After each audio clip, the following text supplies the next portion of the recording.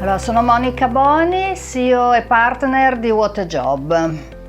Sentiero mi fa venire in mente il cammino, un cammino che tutti noi facciamo nella vita personale e professionale, che può andare in varie direzioni, che può cambiare direzione, e quindi il sentiero mi fa venire in mente la gioia del camminare.